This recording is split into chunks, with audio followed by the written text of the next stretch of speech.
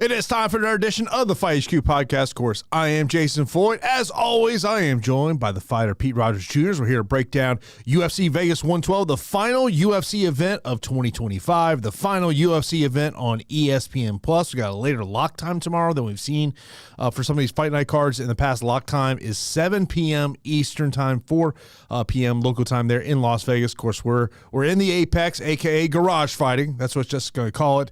Feels like a regional show. For me personally, that's just when I was putting together my notes for this card, that's the way I kind of felt about this card. Of course, main card, 10 p.m. Eastern time, and for the first time, it feels like in forever, and obviously a lot of that is due to the college football season and regular season being over. We will be back on ESPN2 for the main card. Pete, how's it going, brother? What is up, Jason? What's going on? Crazy that we're going to have a pretty long hiatus from the best sport in the world, mixed martial arts. Trying to keep ourselves busy with other sports and, just enjoying the break to a point. And I hope that this card delivers from just a final card of the year.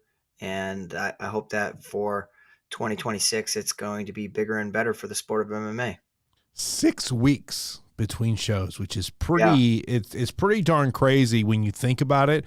I am sure there's probably a lot of fighters who are grateful to not have to be cutting weight during the holiday season. I mean, there was a time in the UFC calendar that New Year's Eve weekend was a big weekend in the UFC. It was always a pretty notable pay-per-view to end the year / beginning of the year. And of course, it won't be, of course, everything transitioning over to Paramount in 2026.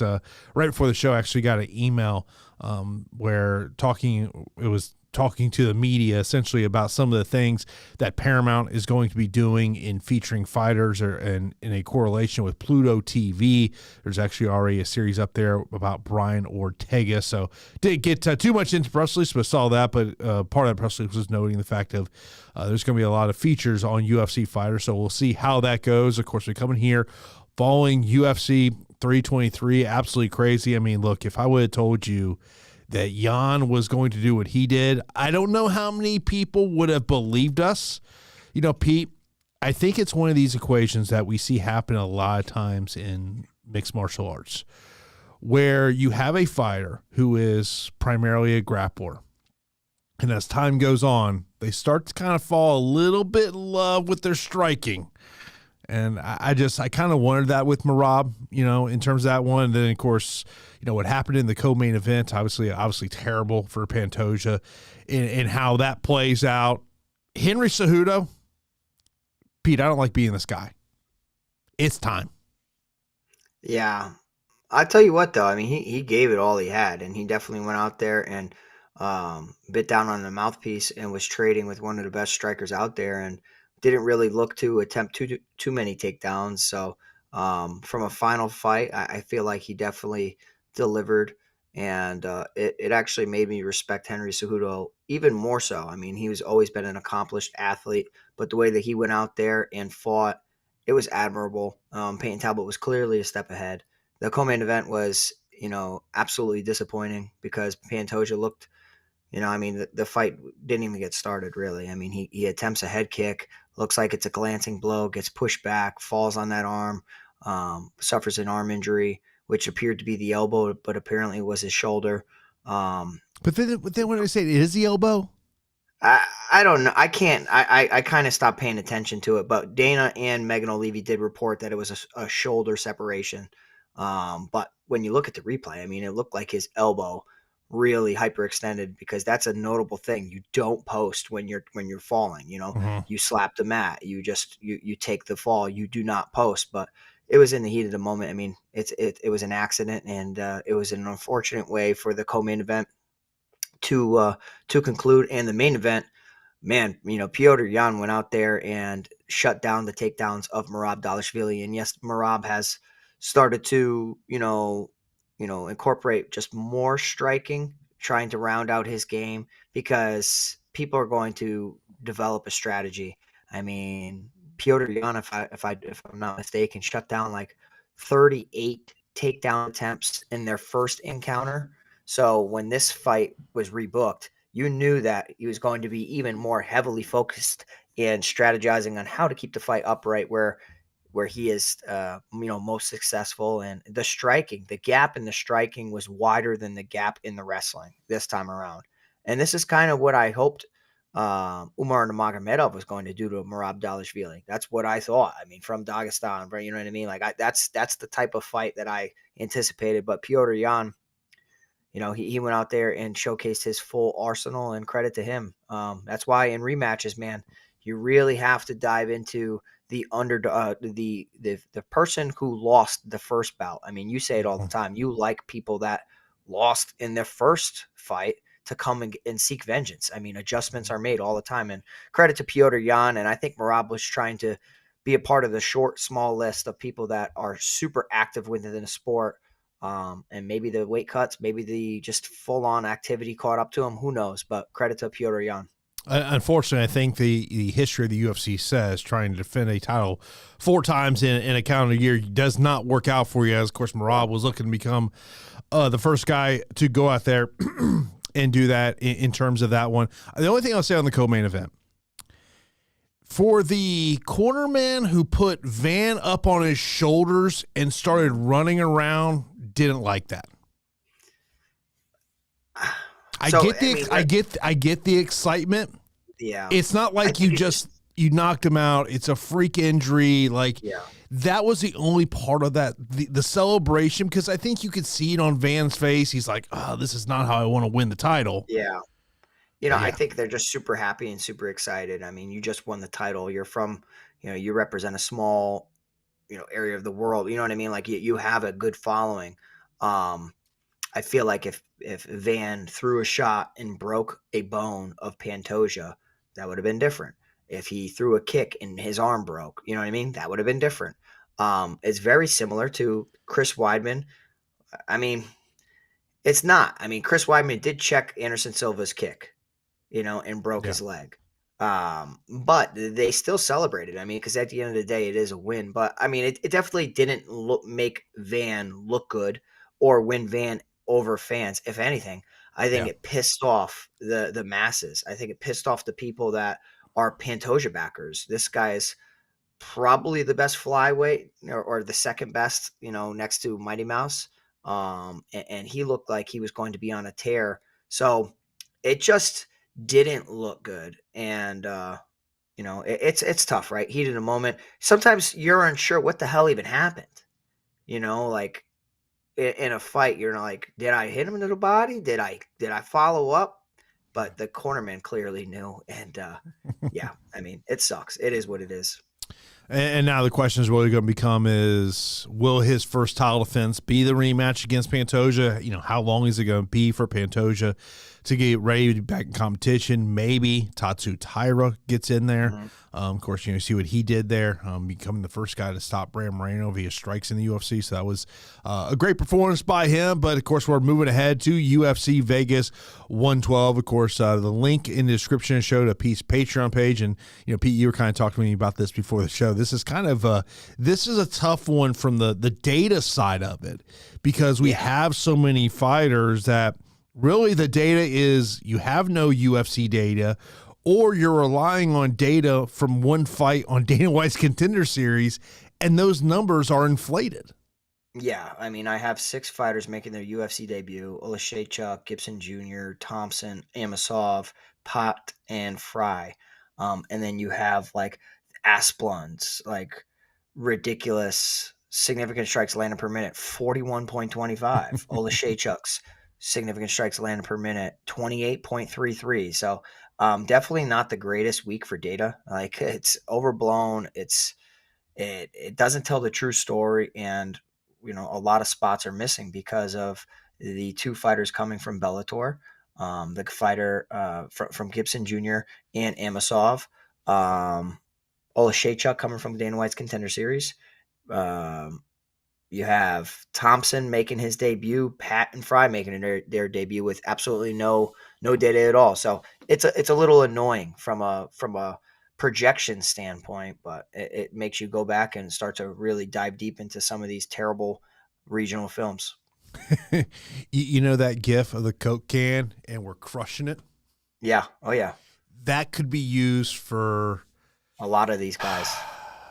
bro, when I saw Lance Gibson sign with the UFC, I was kind of like, Yeah. and kind of I've heard some rumblings of kind of how it kind of played out with Bellator and PFL with him, and then I look at who he's fought post and hasn't fought in a year, and I'm being told that he was looking at regional shows, and I mean the 2 fights ago he fought a guy who was 19 and 42. Yeah.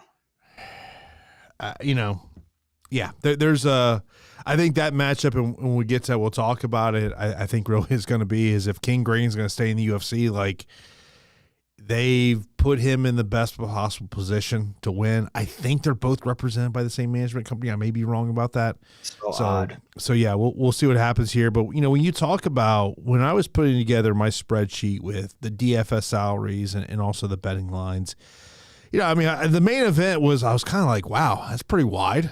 I was like, wow. I was like, because as I looked on DraftKings and FanDuel, and I will tell you this right now, King Green on FanDuel, that's a broken price. I feel like his ownership's going to be crazy over on FanDuel. But like looking at just some of these underdogs, like you look at Brandon Royval at 7,000, man, that becomes kind of very interesting. I look at someone like a Cesar Almeida at 7,500. I do wonder, could he be susceptible to getting taken to the ground? And I mean, we know here more times than not, we don't like to bet against the fighting nerds. Oleksiejczuk has been there with his brother, so that's something that sticks out to me. Manel Lemos at 7,400. I don't know if I feel great about wanting to back her, but from a price point aspect, that was one that stuck out to me. I mean, I'm surprised how big 𝐓𝐤𝐸𝐵 is on DraftKings. That one definitely stuck out to me, just what the price point was there.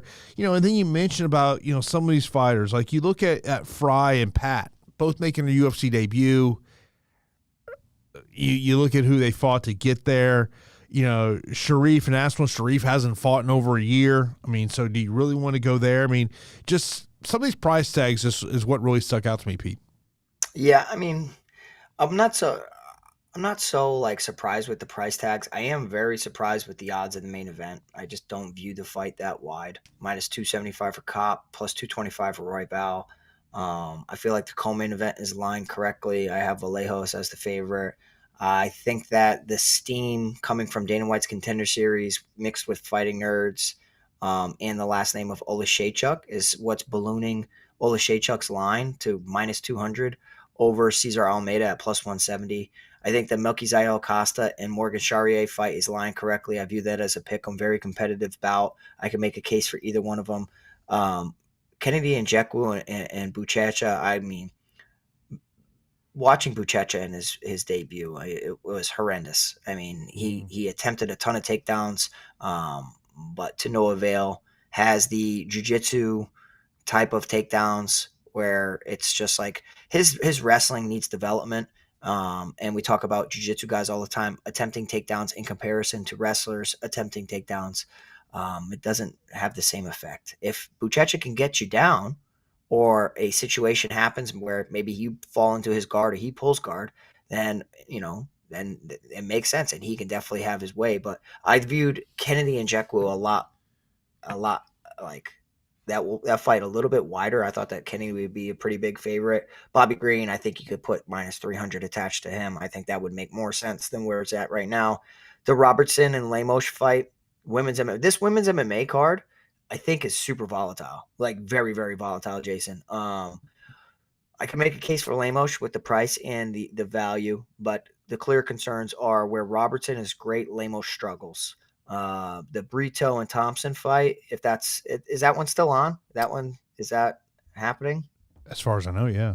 Okay, yeah. Then I mean, how is Brito only minus 225? I think that's an easy play. Amosov, I'm not too surprised about that. I mean, I understand the time away from the sport and everything that's kind of been the back half of his career.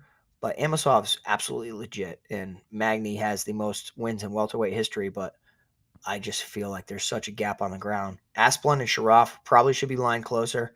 I think Asplund is getting some steam because of how viral the finish, the interview, everything was, but I do like him in that matchup. Santos Croden, good luck, volatile. Pat Fry, I think it should be closer because they both are not UFC level.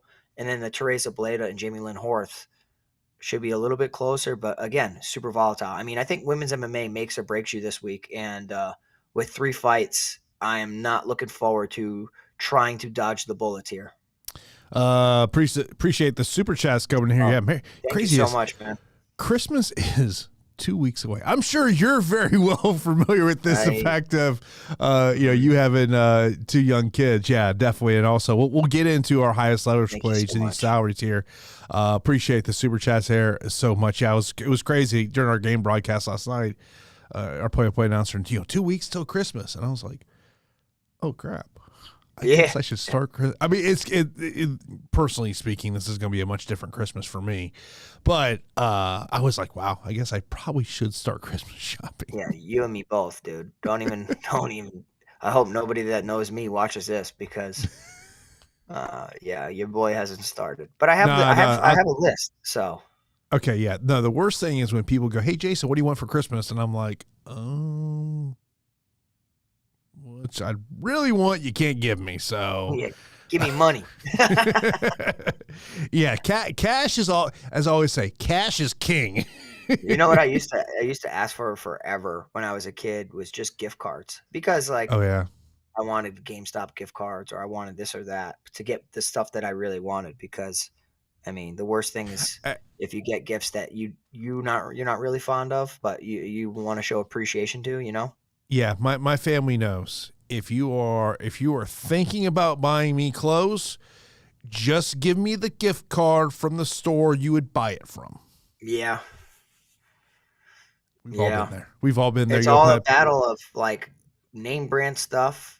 Like if you're a Nike guy and they get you Puma or Adidas or something. Oh, I'm very much a Nike guy. Yeah, exactly, very much. I know you are. And then with sizes and all that stuff too. Like some things we want comfortable, some things we want bigger, tighter, all this and that. So I get it. Yeah. If you would have told me 5 years ago, hey Jason, you're going to be wearing slim fit jeans, I would have told you you're crazy. But Kai, I like the way I like the way they feel. Look, I was just telling you, man. What do you want me to tell you? If you'd asked me 5 years ago, I'd be like, hell to the no. Well, when you're 7 feet tall, you can pull off those slim fit jeans over there. So people don't realize how tall Jason is. So that is very true. I will tell you this, and we'll talk about more of this when we get to that Nzechukwu 𝗵𝗁𝐴𝐶 fight. If you're familiar with who 𝗵𝗁𝐴𝐶 is, you obviously know what. World-class jiu-jitsu artists.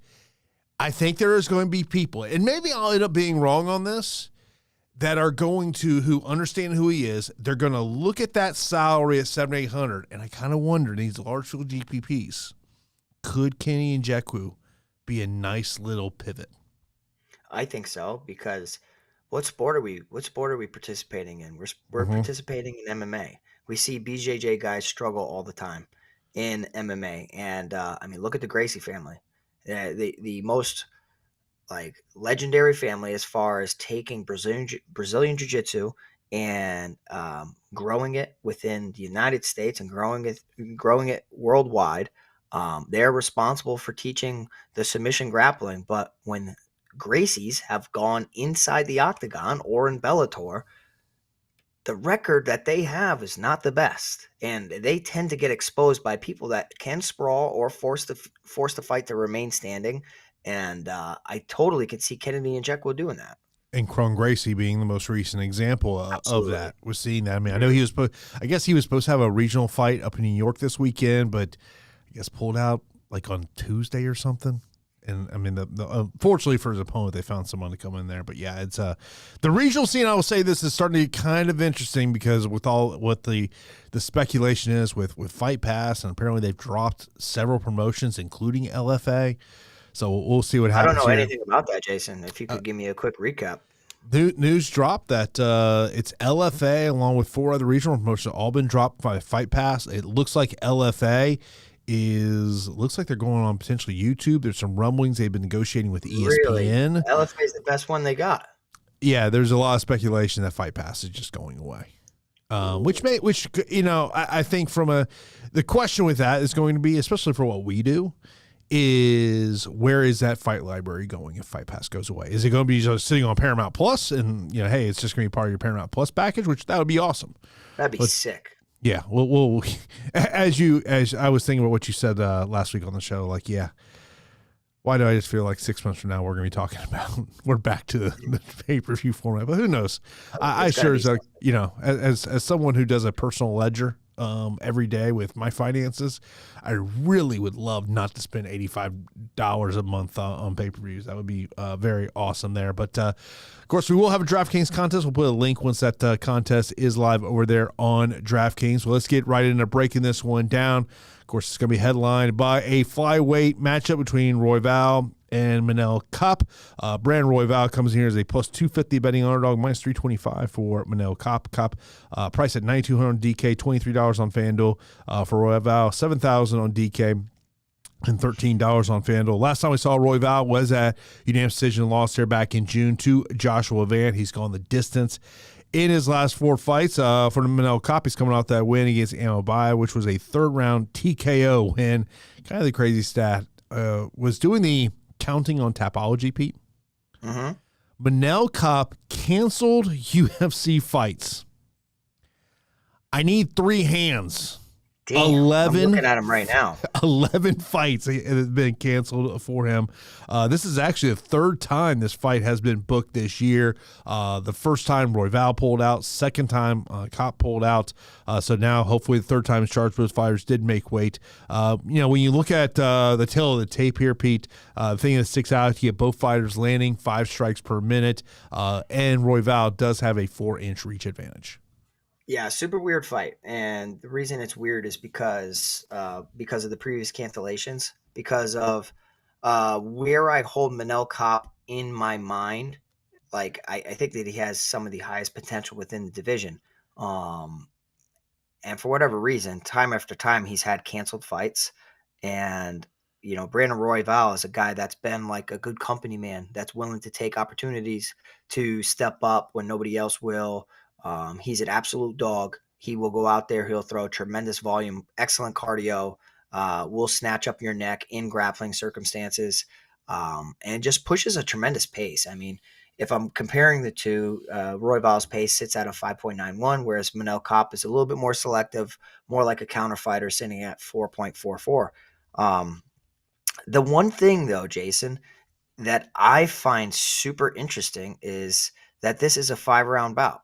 And clearly the 5-round nature favors one fighter and one fighter only. And for me, that's Brandon 𝐓𝐽𝐻𝐷. I mean, Brandon 𝐓𝐽𝐻𝐷 has exceptional 5-round experience. He's coming off of the loss to Joshua Van. But in addition to that, he's fought 5 rounds against Tatsuro Taira, which was a split decision win. Brandon Moreno, which was a split decision win. Alexandre Pantoja, which was a unanimous decision defeat. I love the experience of 5 rounds. I have to tell you that. And Manel Kape, his boxing is clean. As long as the fight is clean and at his pace, I think he looks levels above Brandon 𝐓𝐽𝐻𝐷. But the second that this starts to get dirty, or the second that Brandon 𝐓𝐽𝐻𝐷 just keeps staying in his face, hitting him with pitter-patter shots, good volume, utilizing a good jab, starting the exchange. Manel Kape goes to counter per usual, and then Brandon 𝐓𝐽𝐻𝐷 goes and counters after that. I think that this could be a situation where, like, Brandon 𝐓𝐽𝐻𝐷 makes this much more taxing on Manel Kape over 5 rounds and could easily win a decision. If I'm betting Manel Kape, or if I'm backing Manel Kape at 9,200, just his style alone, I mean, maybe he goes out there and he's the most patient fighter and he just makes this look like clean as hell for 25 minutes.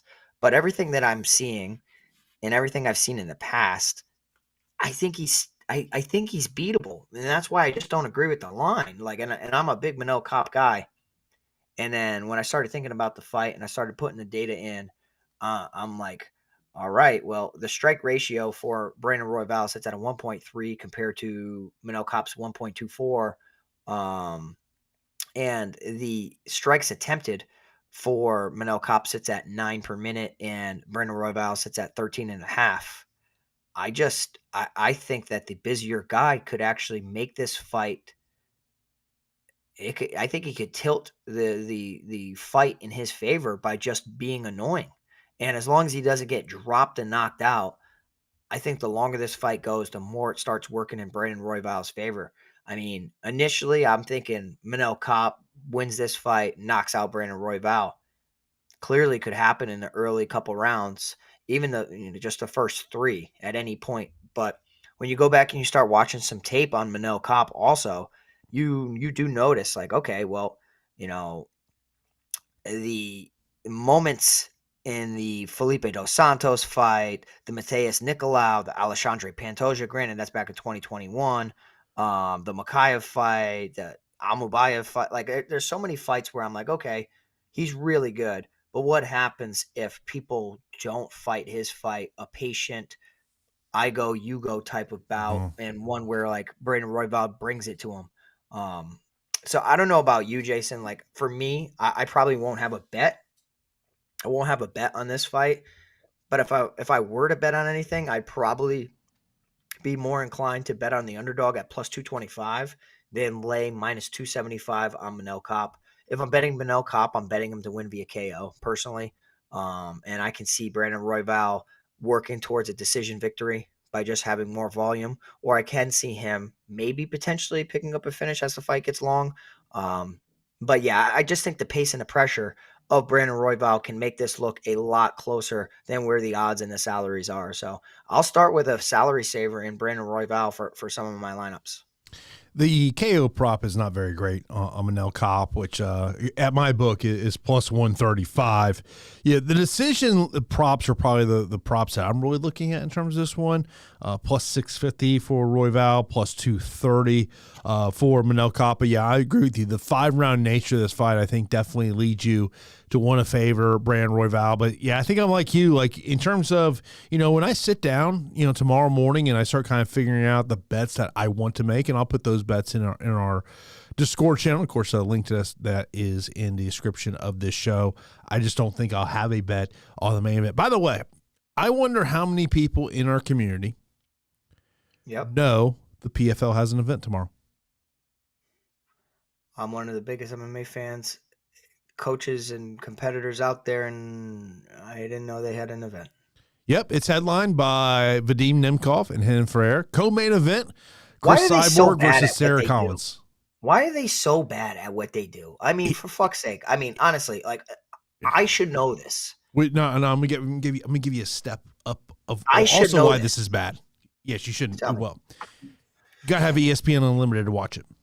Yeah, well, that's fucking why I don't know it. I don't even know what that is. So ESPN Unlimited is the streaming service that ESPN has that gets you everything on ESPN. So like let's just say you didn't have traditional cable, traditional satellite, but you wanted to have access to everything that's on ESPN. There is ESPN Unlimited. By itself is $29.99 a month. You can bundle with Disney Plus and Hulu Plus. I think it's $45 to get for Disney Plus and Hulu with no ads. Dude, I will say this. ESPN Plus is bad enough, Jason. As a consumer following Saturday night, I don't know why I need ESPN Plus. I can't wait to get rid of it. That app sucks. It's terrible. I have issues with it, it's more on the computer. On my Fire Stick or Apple TV, I tend to not have problems. I have issues with it constantly. Now, I cannot have it on my TV because if I have it on my TV, every time it goes into a commercial break, it puts me an extra 5 minutes behind. Next thing I know, I'm an hour behind the event, and the shit that's happening has already happened. And so are you watching it on the ESPN app? Yeah, on your TV? ESPN app on the TV. Yep. Okay, I'm guessing you have Disney Plus. I believe I do. Yes, I do. Is it under the same account? I haven't, bro. Okay, all right. This is a hat tip to everyone. If your ESPN account is under the same account as your Disney Plus, go on the Disney Plus app. It'll be there as well. I fight and I coach people to fight, bro. What you guys me fucking streaming this? What address is this? I have no idea. I mean, how hard are they going to make it for me? I just want to watch the damn fights. Floyd IT at your services. That's all I'm saying. I love it. I love it.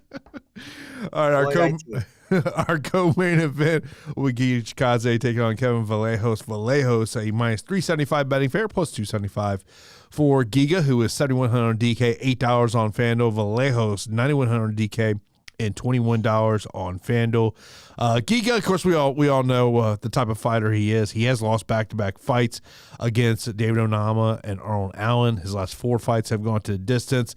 Vallejos, and I feel like this is something that I tend to bring up every time he fights, is when you have a loss, and sometimes that loss looks really damn good 2-3 years later, maybe even a year later.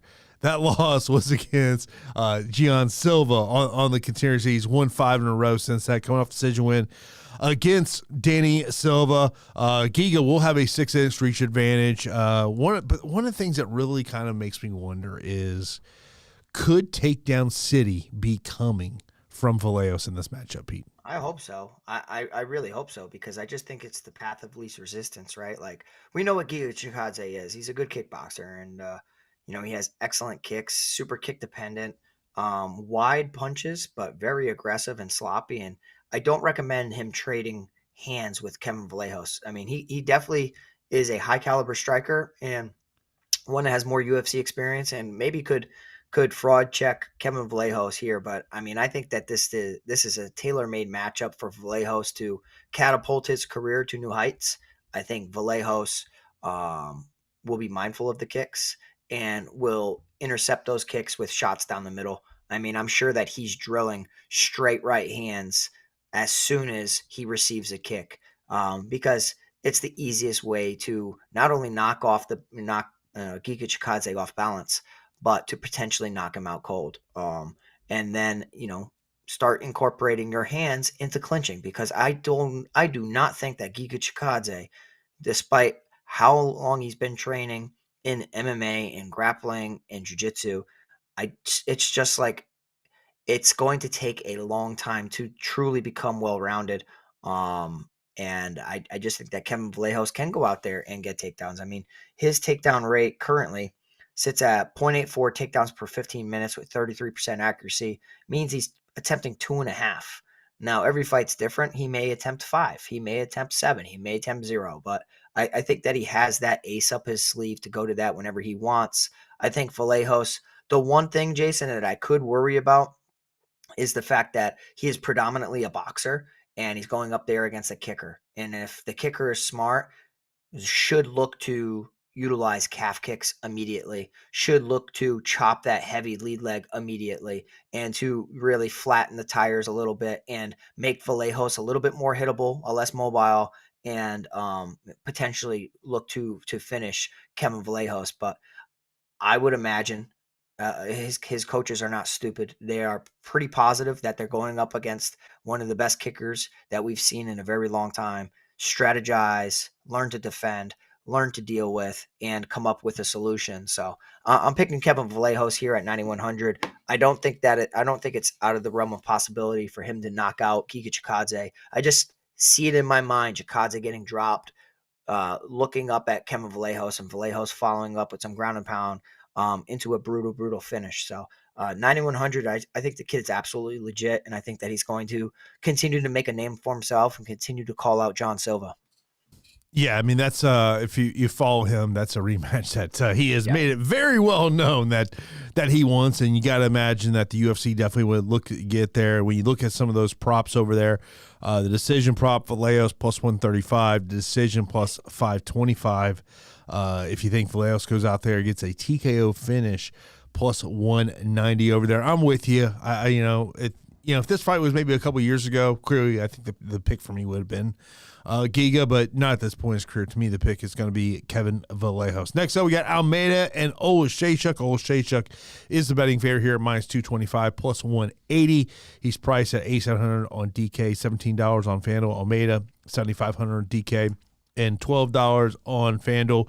One of the things that, obviously we're very familiar with the fighting style of Almeida coming in with that kickboxing matchup. We haven't seen him since January when he got that win, which was a second straight win. Oleksiejczuk, of course, followed Mihail over to the Fighting Nerds team. One of the things that stick out to you, I know, Pete, you're going to love this. 31 amateur fights. He's had 19 pro fights already, so he's a seasoned veteran. And, the notes I have on this, Oleksiejczuk, 12 years younger, and the potential of the takedowns, Pete. Yeah, I mean, definitely potential of takedowns. I do worry that Oleksiejczuk goes out there and, he looks the part. He's putting in a ton of work on the regional scene, as you mentioned. 16-3 as a pro, and man, a ton of amateur experience, as you mentioned. And I'm looking at it right now. A lot of it's juniors MMA, so that's back at 2015. So it's like a development league for younger fighters or aspiring fighters to go out there and get some work in. So I mean, it's experience. I wouldn't necessarily call these fights. I mean, they are, but it's kind of like a development league that's happening around here. It's like a Muay Thai development league, where they go out there and you have these fighters that are trying to continue to improve and get some experience and get some feedback from judges and everything. So it's a nice idea. I do worry though that Oleksiejczuk gets into a firefight here with Almeida. Truthfully, I mean, I think that anybody that can, take Almeida down, and especially in open mat, I think that they can succeed pretty easily. Cesar Almeida is a very, very good kickboxer, has a great left hook, hits really hard, and tends to get hit, get hurt, and then answer and finish a lot of opponents. And I just wonder if Oleksiejczuk gets a little too overzealous, gets a little too excited. I think that he's going to steamroll everybody in the UFC, and this isn't just some random schmuck. I mean, Cesar Almeida for quite some time was getting a ton of respect from the MMA community, and I don't think it's an easy debut, if you want me to be honest. I mean, Cesar Almeida is 7-1, and despite not having nearly the same amount of MMA bouts, if this stays standing, the grappling skills of Oleksiejczuk is irrelevant. I mean, he knocked out 𝗵𝐷𝗲𝐻 in round 1, crazy fight. Beat Ihor Potieria, lost a split to Roman Kopylov, and I think that's important, right? Was able to go the distance of Roman Kopylov, who I think is damn good, and judges thought it was close enough for it to be a split decision or possibly be awarding Cesar Almeida the fight. So if I threw Oleksiejczuk in there with Roman Kopylov, I don't think that he lasts 15 minutes personally. I mean, I think we'll have to see, right? We'll see how good Oleksiejczuk really is. He looked great on the Contender Series. His record looks great. His amateur career looks good. He has a good amount of submission skills, which should be a nice little approach to fighting Cesar Almeida. He's got 2 submission wins, but on the amateur scene, you can see that there's some more. But I don't know, man. I think there's going to be a kickboxing match, one that Almeida either capitalizes and knocks out Oleksiejczuk, and proves to be the more composed fighter, or one that Almeida just kind of picks apart at times and potentially gets a knockout. So I'm going to go with the underdog, Jason. I'm going to go with Almeida here. I'm just not buying a lot of these Dana White Contender Series fighters coming in immediately having success against a veteran that's had some big moments and good competitive fights with some legitimate competition. No, I understand that aspect. I mean, I don't, the Fighting Nerds are a team that I don't like to bet against. Yep. And, look, I think when you look at what Mihail has done since going to the Fighting Nerds, we've just seen a different guy over there. So, I'm still in this mindset when it comes to these guys in their first fight in the Contender Series in the UFC. I kind of want to see at this level, but we'll see what happens there in terms of that one. Next up, you got Costa and Charriere. Costa, this is a straight up pick'em fight, by the way. -110 on each side. This is your A200 8,000 fight, with Costa being the A200 fighter. On FanDuel, a little different here. Charriere, $16 and $15 for Costa. Costa won 4 in a row since losing to Steve Garcia, which that loss has aged very well with what Steve Steve Garcia has been doing here. His previous 2 wins for Costa have come via decision. Charriere's alternating wins and losses in the UFC. All of his UFC wins have come by TKO KO.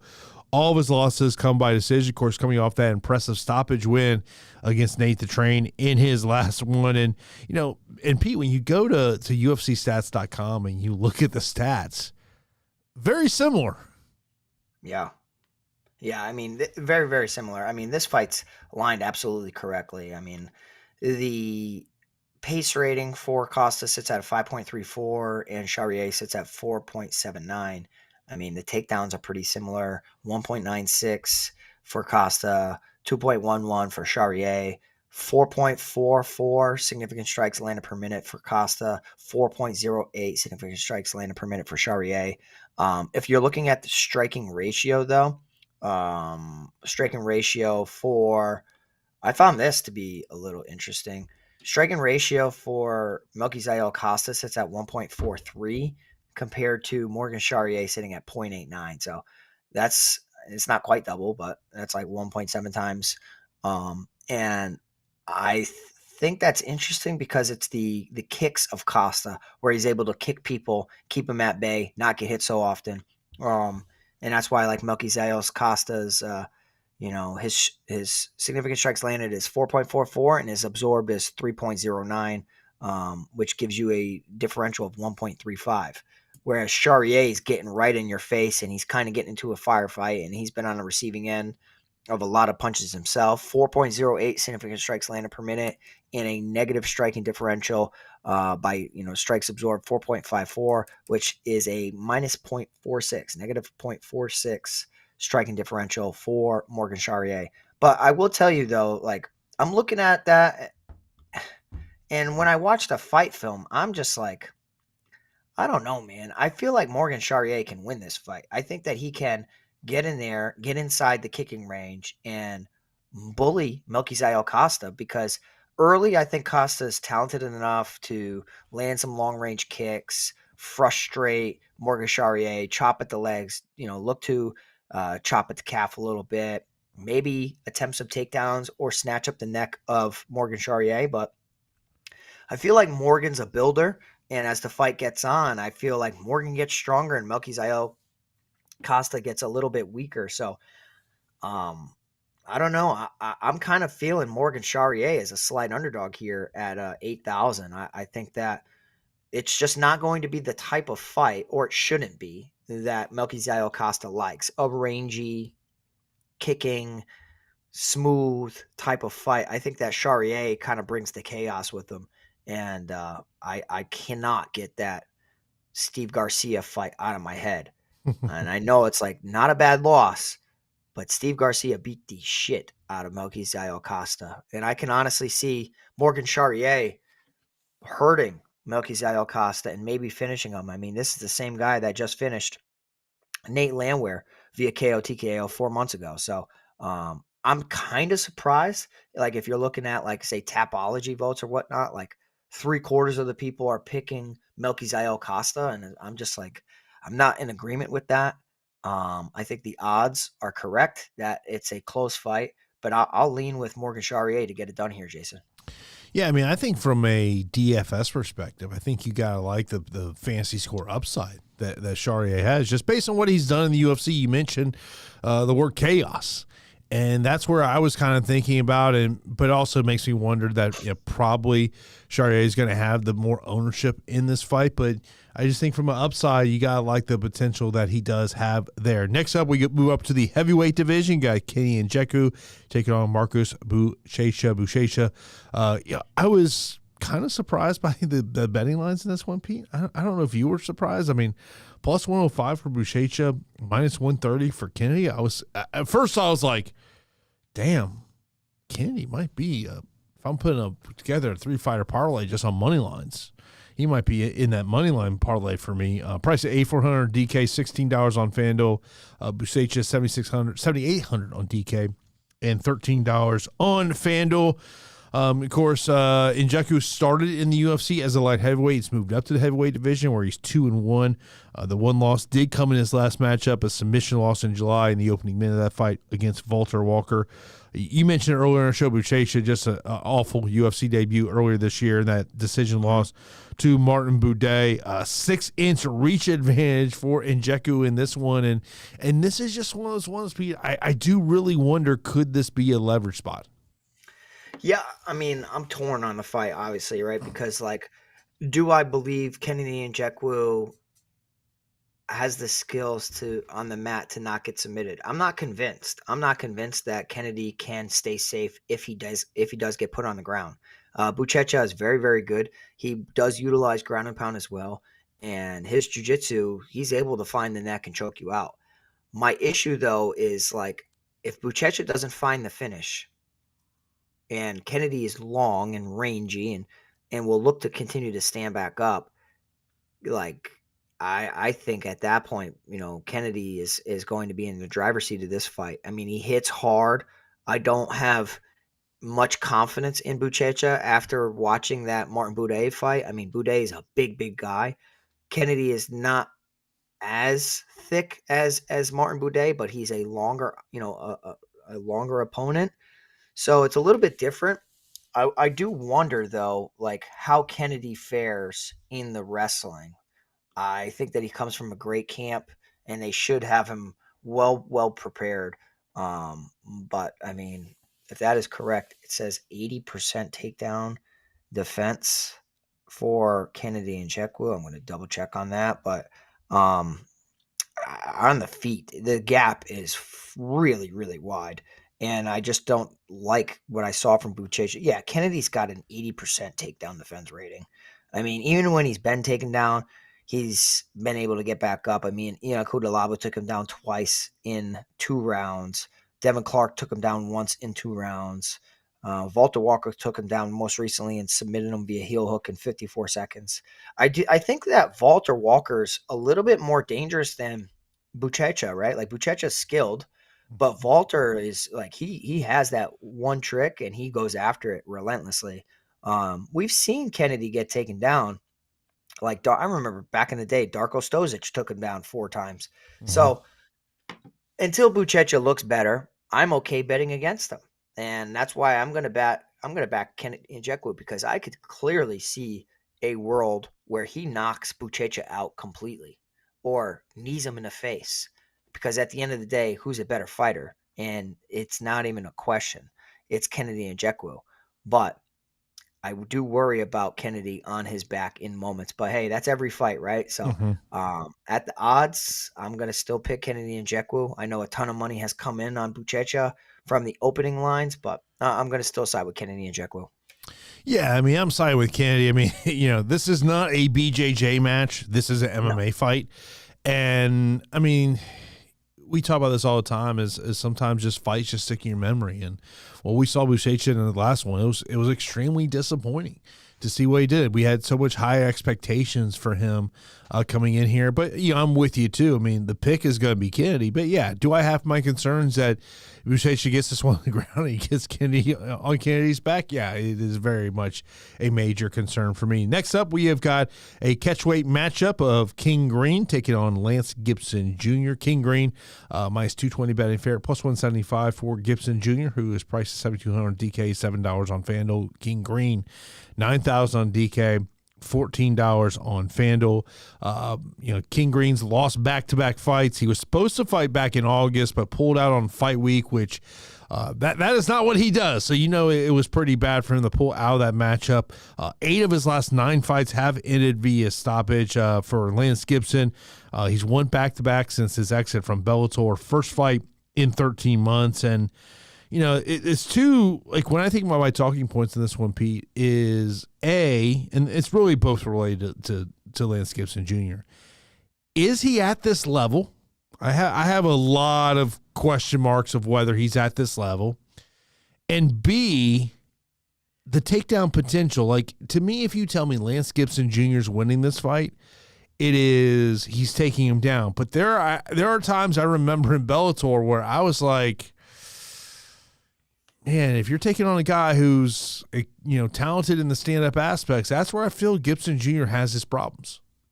Yeah, I will tell you that, like, this fight on the feet should be Bobby Green all day long. I think that he should style on Lance Gibson, and his fluidity, his movement, his rhythm, everything should offset what Gibson does. But however, I do think that Gibson is a name to circle at 7,200 as somebody who could score well in a loss, Jason, just because I know that the way he's going to try to fight Bobby Green is to pin him against the cage or to look to take him down. So if we're looking at cage control, or takedowns, I think that Gibson is a nice underdog who could maybe score a lot in a loss.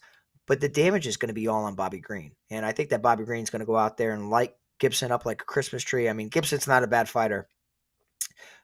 He was pretty highly touted throughout the Bellator undercards. They were bringing him up slowly, and then he built a name for himself. But I don't know if he's at the same level as Bobby Green. I just don't think so. Bobby Green's the same guy that knocked out Grant Dawson. Let's not forget. So this is one where I just think it's too much. It's a hell of a name, and he should look to sandbag his way to a victory by just going out there and just blanketing Bobby Green, laying on top of him as many times as he possibly can. And that's probably why, like, if I was playing in a 150 max, I would get to more Gibson Jr. than not, just because of his winning conditions. But I think Bobby Green wins this fight. I really do. Yeah, I mean, look, if Bobby is not going to win this fight, I think that to me tells you his days in the UFC are likely over. Gibson Jr., I mean, look, he got the – God, what's the best way to put this? He got the treatment by Bellator on the prelims. And what I mean by that is he got very much matchups that were very one-sided for him. And when you look at the fighters he's fought since his exit from Bellator, one guy at the time of the fight was 19-42. The other fight, which was 13 months ago, the guy was 5-2, and I believe that guy's now 5-6. I think you know what I'm trying to say here. King Green should win this one. I mean, he should. But also, one thing you didn't mention in your breakdown is, can you handle the shit talking that Bobby is going to bring?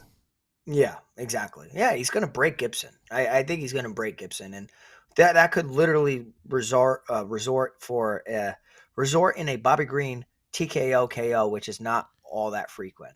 And for people who are not familiar with Lance Gibson Jr., his dad was a fighter. Mm-hmm. His stepmom is a fighter, Julia Budd. So just family is fights like Julia Budd. Yeah, he kind of fights like Julia Budd. Family is a fighting business. They have a gym up in Vancouver.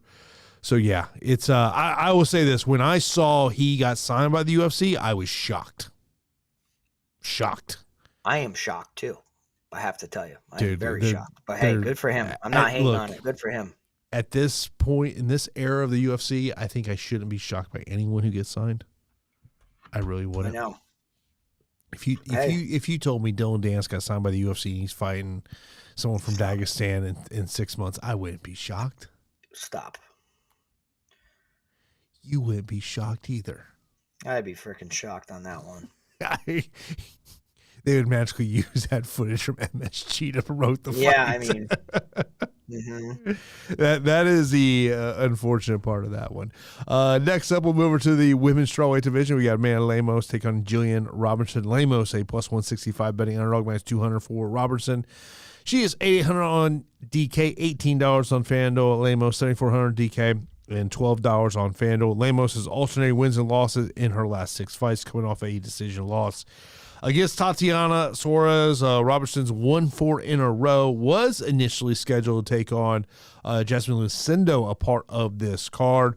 One of the things that sticks out to me when you talk about Manel Lemos is when you look at her losses in the UFC, for the most part, they have something very much in common. That fighter has either been a UFC champion or has lost in a UFC title fight. Yeah, I know. And it is a tough matchup because I can see paths to victory for Jillian Robertson. I can also see paths to victory for Amanda Lemos. And Amanda's strength of schedule is absolutely legit, and one where it's very, very interesting. But Father Time is undefeated, and like, what does Amanda Lemos have at 38 compared to what she'd had back in 2022? You know what I mean? So, if you look at the past five, Jillian Robertson's on an absolute roll. She's 4-1 in her past five, and Lemos is 2-3. Marina Rodriguez, Luana Pinheiro, Michelle Waterson-Gomez, and Polyana Viana are not the same fighters like a Tatiana Suarez, Yasmin Lucindo, Verna Janarova, Mackenzie Dern. And that's the one thing that's making this fight tricky. And we've also seen Jillian Robertson get beat up on the feet. Granted, it was a long time ago against Macy Barber, but her striking is not good. It's just enough, and it's just enough to get her opponents to respect it, and then she's on you with doubles, singles, clinching, trying to take your back, arm dragging, all of that stuff. So I think that Lemos is live to knock out Jillian Robertson with a big right hand. I think that Lemos is live to perhaps even snatch up the neck of Jillian Robertson with a ninja choke, but I don't believe that's what's going to happen. I just don't, because if you look at Jillian Robertson's grappling, it has developed to such a strong point where she is an absolute savage on the mat. She's coached by Dean Thomas and has a good group of training partners that helps her prepare, and she takes people down, and now she's looking for submissions, and she's looking for ground and pound. I think that she's in a great spot to score well too at 8,800. It's just every round starts back on the feet. Lemos doesn't bring a ton of volume, so Robertson needs to just time the in-betweens, not get hit with the shots, clinch up with her. Her wrestling isn't that great, but I think it's tricky enough. As long as she doesn't start pulling guard, then it's over for her to get on top of Amanda Lemos. But I'll tell you, Jason, I don't hate the 3 underdogs in women's MMA this week at all. I really don't. So I'm still going to pick Jillian Robertson. I think that she will be relentless enough that she'll be attempting 7 to 10 takedowns. Her takedowns per 15 minutes sits at 2.74 takedowns landed per 15 minutes. And I think that when she gets Amanda Lemos down, she's not just being nice looking for a sub anymore. She's like brutalizing her opponents with elbows and good ground and pound. So I think this is a fight that the winner dictates the entire slate. And I'm going to back Jillian Robertson here at 8,800. I think that she might break the slate, to be honest, if she has success. So give me Jillian Robertson. You know, I think one of the things to bring up there, Pete, is also and you kind of alluded to this, is the evolution in Jillian Robertson's games over the past couple of years, particularly working with Dean Thomas and what we've seen from her. I mean, I think she is, you talk about more times than not. Yeah, I think she's going to go out there and get the win. But when you're looking for that lower 7,500 and below fighter, I don't mind getting to Amanda Lemos if you're just looking to save some salaries and very well likely, going to have, under 20% ownership. So that's something to kind of think out in terms of there. Next up, we got a matchup that just came together here recently. Joanderson Brito and Isaac Thompson. Joanderson Brito is a minus 225 betting favorite, plus 180 for Thompson, who is 7,200 DK, $9 on FanDuel. Brito 9,000 on DK and $21 over on FanDuel. Brito has lost back-to-back fights via decision. All of his UFC wins have come via stoppage. Thompson, Australian project that came over to Team Alpha Male. He's won 3 in a row. It's his UFC debut, and the note I have written down on my paper about this fight, Pete, is simple. Do you trust the UFC debuter? Nope. Joanderson Brito. That's it. Next fight. No, I mean, I don't know. It's Joanderson Brito is a very difficult opponent. One where, to make your UFC debut, it's just a foot in the door. But this is the same guy that was a minus 220 favorite over Pat Sabatini. This is the same guy that was a minus 340 favorite over William Gomis. But he did lose both of those fights. So to be fair, where is he? He was supposed to be a minus 200 favorite over Melsik Baghdasaryan. Now he's only slightly better at minus 235 over Isaac Thompson. I don't know. This is the same guy that beat the hell out of Jack Shore. Jonathan Pierce ninja choked him. I mean, he's very dangerous. The fact that Thompson comes from Team Alpha Male is a good thing, right? Like, they have some experience fighting him because of Andre Feely, but I think it's too much too soon. I really do. I mean, this kid's been knocked out in the past. But granted, that was back in 2021 against Dorian Ramos. But I think that this is just, it's a hard fight and one that I just don't think he's ready for. If he comes in and surprises us, but like 7,200 for Thompson, plus 185, or 7,200 for Gibson Jr., who's plus 160, with a path to takedowns and cage control. And Thompson could look to take him down, could look to try to stand and bang. I'm not quite sure. I'm not too familiar with Thompson.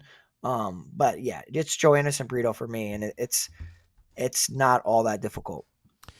And one of the things for me when I was looking at Thompson that kind of really stuck out to me is, the strength of competition. I mean, it's not like he's fighting guys with upside down records, and No. And of course the one advantage that these alpha male products do have, not necessarily for him, he's probably fought in LFA, but because of Uriah Faber having his own MMA promotion, a lot of those younger alpha male fighters are able to get fights in terms of that one. But yeah, Brito is going to be the pick for me.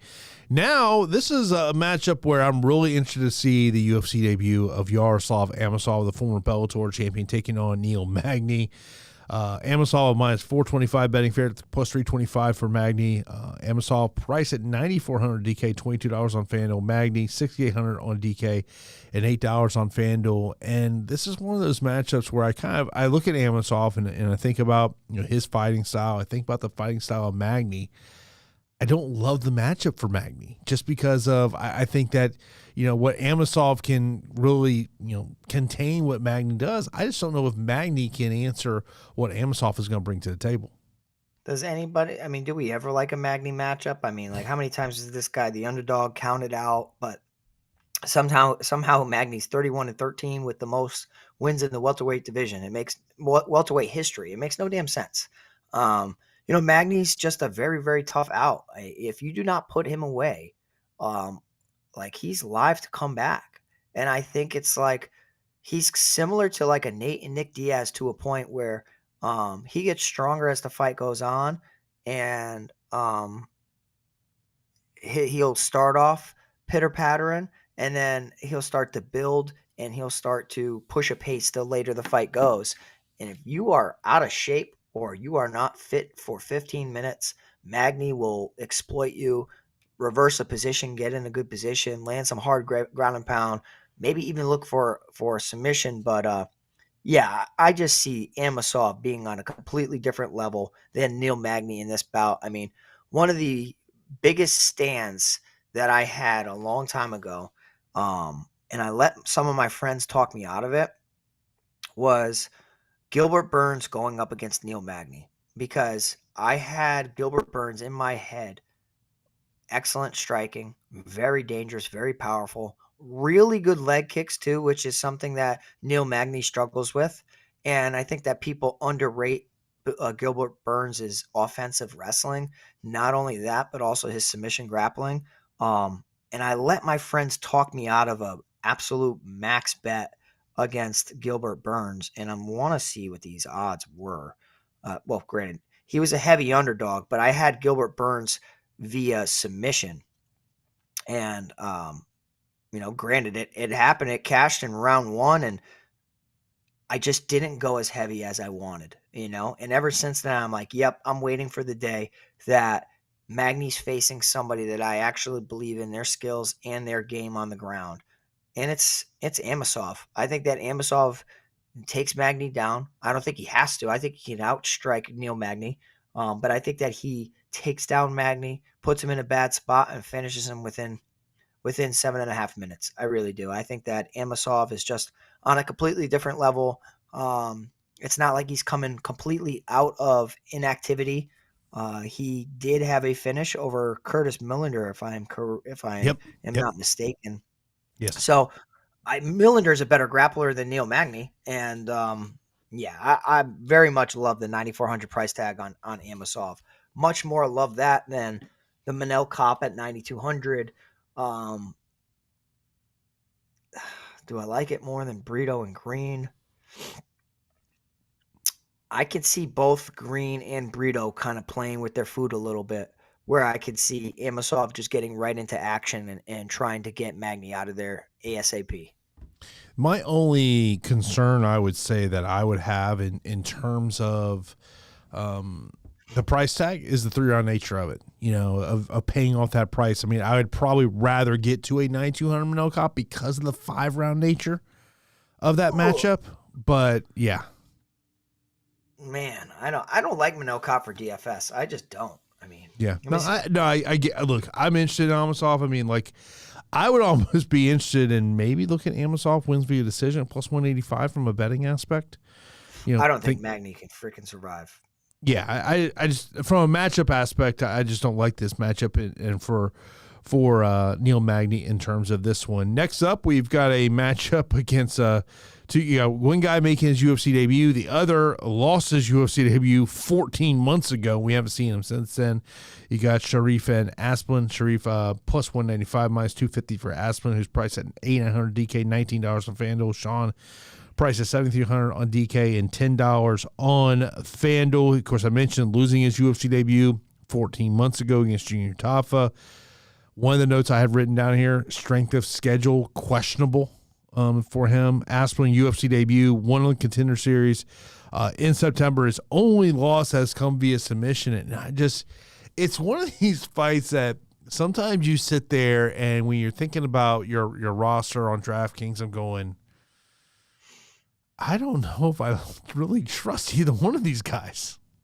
Yeah, I don't, and that's why I'm looking at the odds and the DraftKings salaries, and I think that they're a little wide, right? Like, I was thinking 8,500 for Asplin, no problem. 8,900, we're starting to get into dangerous territory where, he has to go out there and show out, and I think it's slightly disrespectful for Sharaf sitting here at 7,300 because I think this is a low-level heavyweight fight. It just clearly is. When I look at Sharaf's record, I don't come across people outside of Junior Tafa that I recognize. When I go back and I look at Asplund, I notice that he's fought Denzel Freeman, as you mentioned, and I also recognize that he's fought on LFA, which is a nice organization that I tend to back a lot of people from because I view their organization as a legitimate organization. So yeah, I mean, that Sharaf hits damn hard, and I think that Sharaf can clearly put out Asplin's lights. I think that he can close the distance, land some shots, but when I just saw, even if it's on short notice, get finished via by Junior Tafa, I watched Asplin on the Contender Series, and I was impressed. I was like, holy moly, okay, this guy's legit, and he's aggressive, and he's big. He's a big guy. So I think that Asplin, as a 6'5" heavyweight, should have no problem here. Just out dogging Sharaf, who is 6'3", still pretty similar reach. But I think one utilizes their reach a little bit better, and that is Asplin, and Sharaf crashes the pocket a little bit. I think somebody's getting knocked out. I mean, like, it doesn't take a genius to say that. I think somebody's getting finished. I'm going to pick Asplin to win this fight, but I do think that the odds are wide, and I think the salaries are a little far off. But yeah, give me Asplin here at 8,900. What always scares me about this is, and maybe one of these guys will ultimately show that they can make their way up the heavyweight division, but right now it's low-level UFC heavyweights, and I just I never feel good about rostering those fighters. I understand that, yeah, good chance the winner of this fight may very well be in that optimal lineup, but man, you're going to be nervous about both of these fighters. Next up, we're going back to the female division. You got Melissa Croden taking on Luana Santos. Santos is a slight betting favorite here at -120, +100 for Croden, who is 7,700 DK, $13 on FanDuel. Santos, 8,500 DK, and $17 on FanDuel. Croden won her UFC debut 14 months ago. We have not seen her since that fight. She has only fought once a year for the past 3 years. That's always a concern for me, Pete. Santos coming off a win back in May. She's had 2 canceled fights. This fight was initially scheduled to take place last month, but got rebooked for this fight card. Yeah, I mean, I am so torn on these women's MMA bouts. I told you they're going to make or break your lineups. So maybe it's best you avoid all 3, because I could see this fight going either way, because Luana Santos has some very, very good judo. Outside of that, I think that her boxing is not truly developed. I mean, she utilizes a good jab every now and then, but I think that she's going to be out-volumed here by Melissa Croden, and Croden should look to not crash the pocket so much, or look to take down Luana Santos, because I think that's going to, just lead right into a judo throw, with Santos getting on top, with potentially getting some good cage control and some ground control. But I think that Croden on the feet should be able to out-volume Luana Santos pretty well. And even if she utilizes her grappling or her clinch work to disengage and keep Luana Santos away, I mean, the striking ratio for Croden sits at 2.35 and Santos sits at 1.08. Significant strikes landed per minute for Croden sits at 6.81 in comparison to Luana Santos's 3.69. In English, Santos is attempting 7 strikes a minute, and Croden is attempting 12. So, I mean, I think that it's dangerous for Croden to step into the pocket with Luana Santos, and I don't like it. If I see it happening, I'm like, oh shoot, then I'd probably look to lay some more money on Santos. But I do think that Croden can be the better striker here and can work on the outside and pick apart Santos. And as long as the fight continues to get stretched out, I think that it could tilt in Croden's favor via the damage criteria. So I'm going to lean, and this is kind of like a flip for me, because I do like Luana Santos, but I just I don't know. I'm not sold on her skills, truthfully. I think that her judo is great. I think that her ground skills, her jiu-jitsu is mediocre. And Croden, it's not like she's had an easy come up. I mean, she's fought in LFA, and I think that she's got the striking skills to outstrike Luana Santos and potentially put together a 15-minute performance. So give me the value here in Croden at 7,700. Yeah, I lean Santos in this matchup, but a lot of that has to do with just the kind of the unknown. A fighter's just not very active. That kind of concerns me a little bit in terms of that one. Let's move over. Next up, we got a matchup between Fry and Pat here. Pat, a -175 betting favorite. Fry +140. He's priced 7,600 DK, $11 on FanDuel. 𝐉𝐸 Pat priced at 8,600 on DK and $19 on FanDuel. UFC debut for both of these fighters. Fry, this is just kind of what I note here, questionable strength of competition. 𝐉𝐸 Pat was scheduled to fight in the Contender Series back in September. That fight ultimately did not happen. This is the first fight in 15 months, and I almost feel like it's kind of like the matchup we talked 2 fights ago. Do you trust these debuting fighters? I don't know anything about these guys. All I know is that the fights that I saw, Pat looks to be pretty damn huge for the division. And Fry looks to not be all that big. I guess he is. I guess he's 6'4". But when I look at the frames, and the frame of Pat looks to be long and lanky and massive, and Fry tends to be, I don't know, a little just more stocky and solid. But I don't know. This fight, I could care less about this fight. This fight sucks. This fight it might be action-packed, but if I look at Fry's, has a TKO in round 1, ref stoppage in round 3, TKO in round 2, TKO in round 1, round 1. 𝐓𝐢𝐬𝐳, very similar. Round 1, round 2, decision, round 3. Well, this sounds really silly, right? But from the striking I saw of 𝐓𝐢𝐳, he's also competing in karate. So he's got the range discipline to a point a little bit better than 𝐓𝐲. And from what I saw from 𝐓𝐲, the opposition that he was facing looked to be horrible. But I think that this could be like a Pat sticks on the outside and looks to utilize footwork a little bit more than people think. But yeah, and I also like the fact that I know that he can go 3 rounds too. Mhm. So, I mean, that's going to be the tiebreaker here for me. I will not bet on this fight. I will not. Maybe I'll put it in my DFS lineup. I don't know.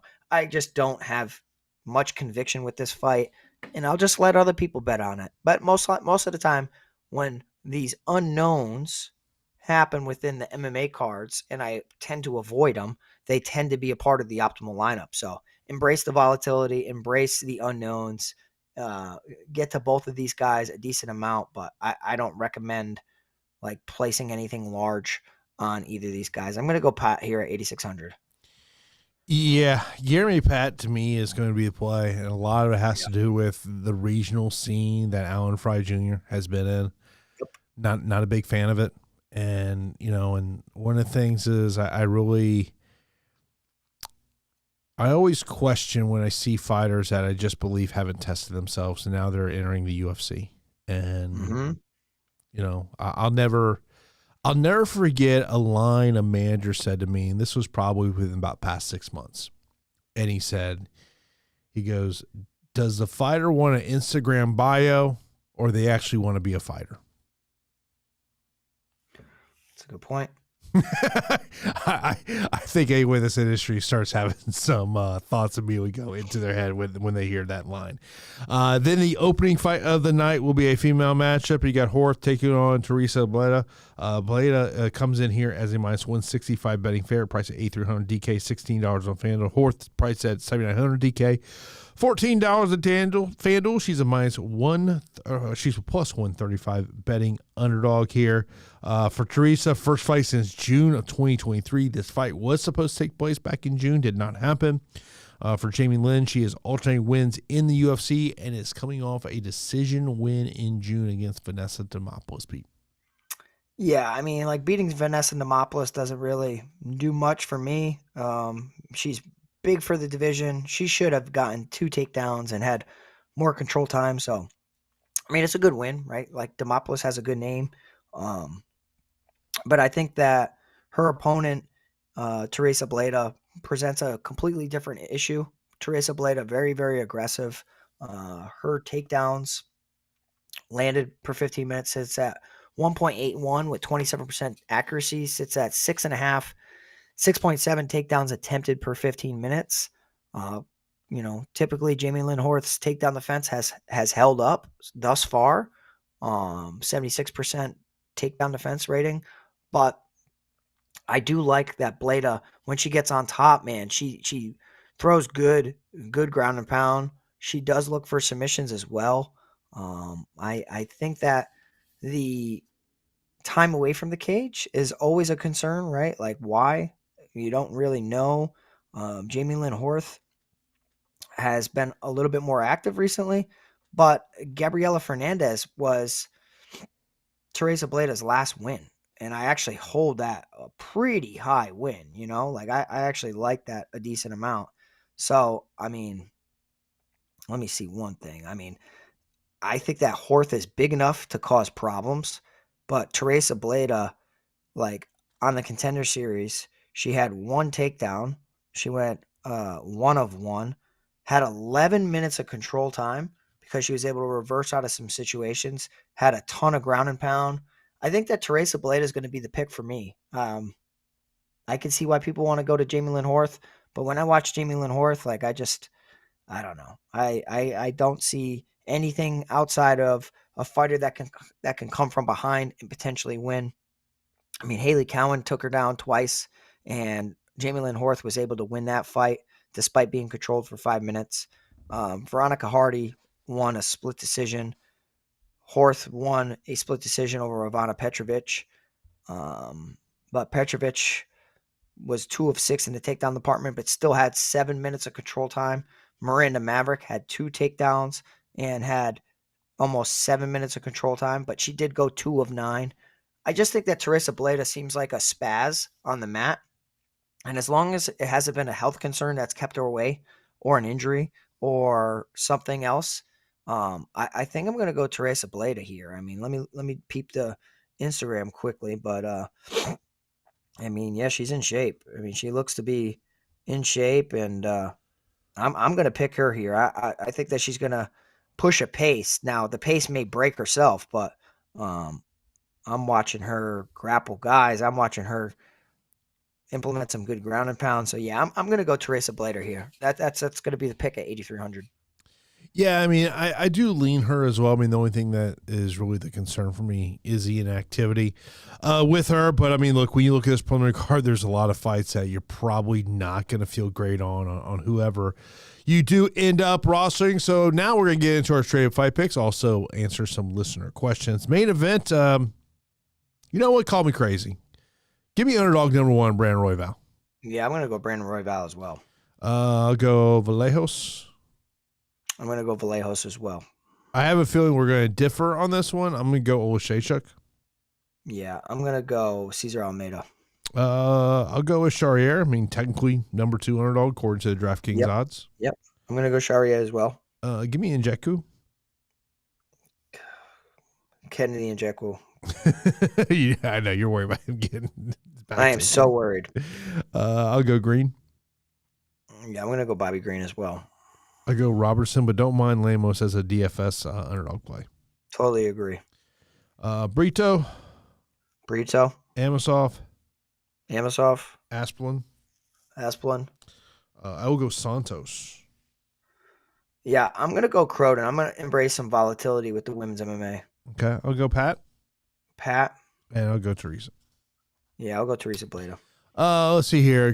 Start off the questions here from Sam. Leverage plays in each salary tier. Now, this is going. I haven't seen, by the way. So, I have not seen ownership projections. So that's going to kind of play in this. So, this is just kind of where I think things might lie in terms of that one. So, when you look in the 9,000 range, I mean, you only have you have 5 fighters. 2 fighters priced at 9,000. Vallejos at 9,100, Kape at 9,200, and Amosov at 9,400. The leverage spot in this one, I don't think it's Brito or Green. I think they'll both have ownership. It's probably, it might be Amosov, and maybe because of the 9,400 price tag. Yeah, I mean, also, I mean, how many people don't know who he is? Yes, that's a very good one. In the 8,000 range, why do I think Nzechukwu is a leverage? I totally agree. He scares the shit out of me, though. I'll tell you that. Yeah. I mean, maybe Teresa Bleda, too. Maybe a good little leverage play. But you know me, man. First fight night, I have the worst. I mean, good Lord. I have no luck with that fight. For whatever reason, more times than not, I suck at that fight. Yeah, I don't understand either. In the 7,000 range, Almeida looks nice at 7,500. Yep.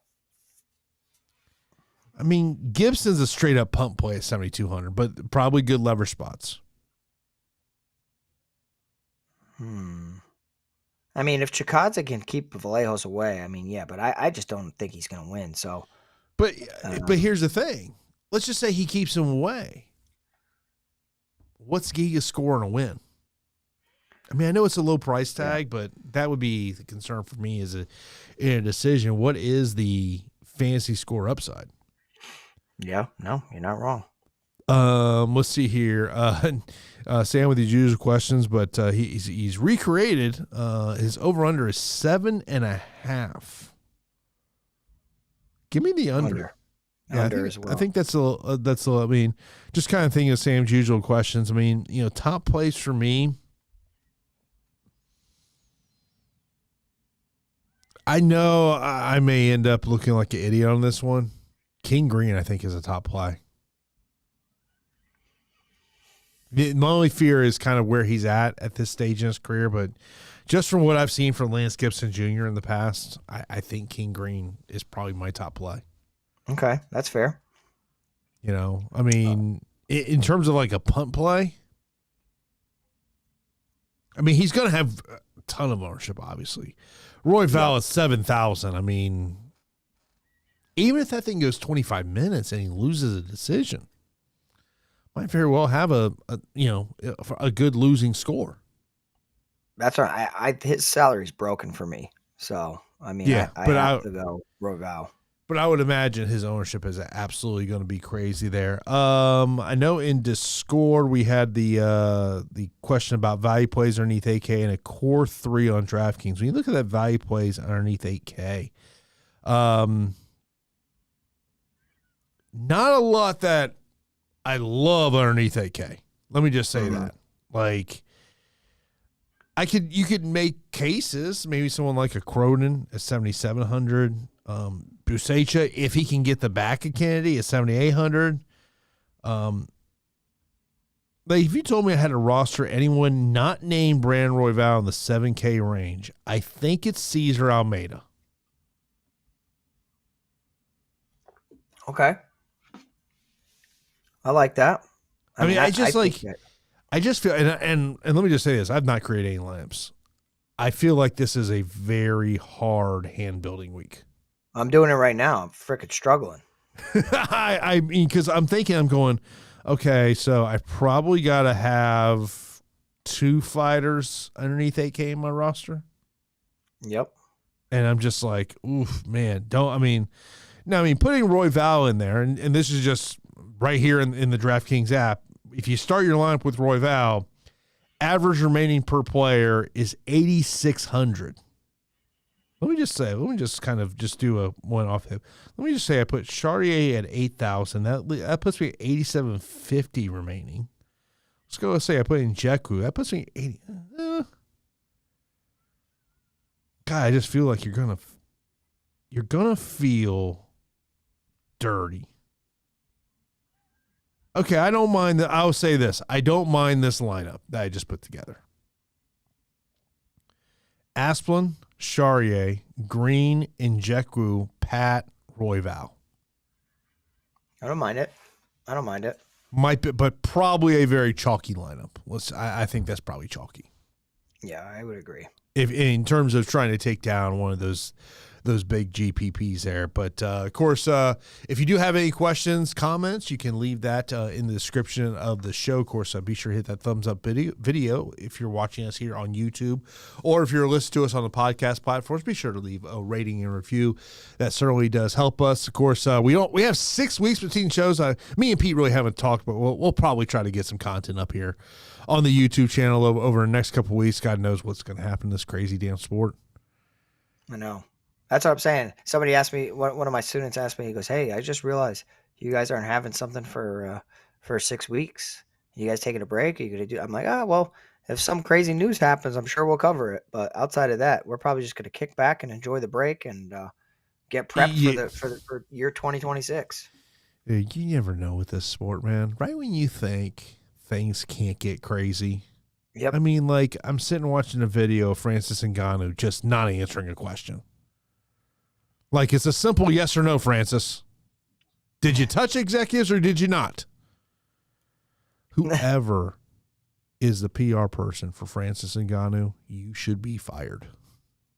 Or Francis just doesn't listen to you. I mean, one of the two. Yeah, I mean, it might be that, Jason, where it's just like a headache. You know what I mean?